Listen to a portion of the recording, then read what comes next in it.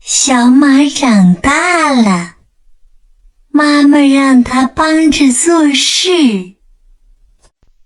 有一天，妈妈把一袋麦子交给小马，温柔地说：孩子，你把这袋麦子送到磨坊去，磨成面粉吧。小马接过麦子，高高兴兴地出发了。走了没多久，前面出现了一条小河，河水挡住了去路。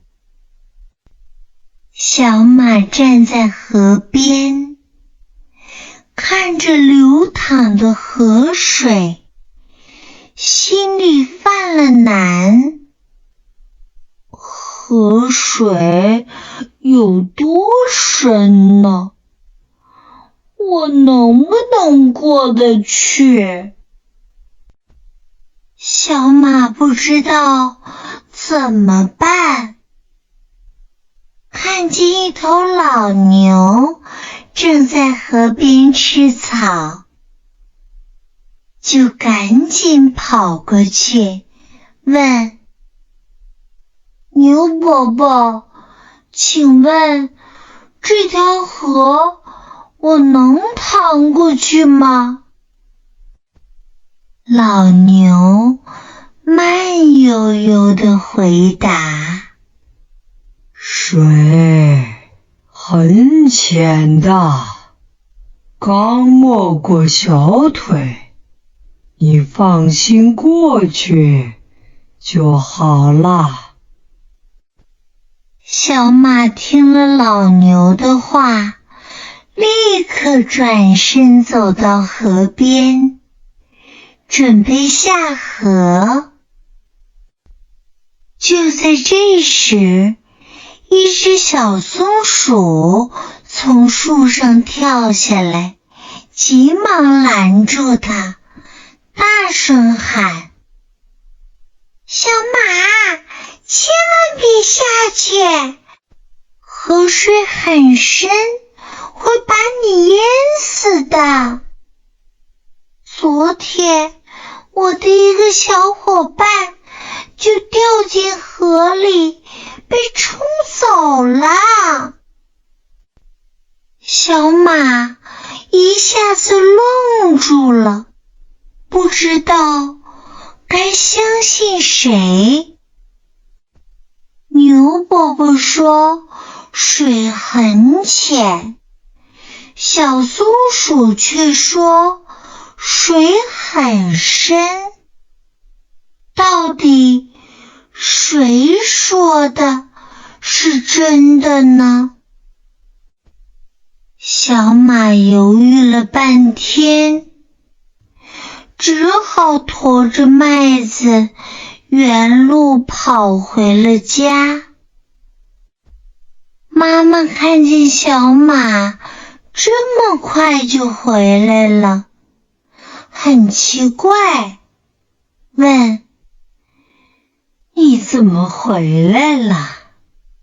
是不是路上遇到什么困难啦？小马不好意思地把小河的事告诉了妈妈。牛伯伯说水很浅，小松鼠说水很深，我不知道该不该过河。妈妈温柔地看着小马，耐心地说：孩子，光听别人说，自己不动脑筋，不去试一试，是不行的。牛伯伯个子高大，所以觉得水很浅，小松鼠个子矮小，所以觉得水很深。河水到底是深还是浅？你自己亲自走一走，就知道啦。小马听完妈妈的话，一下子明白了。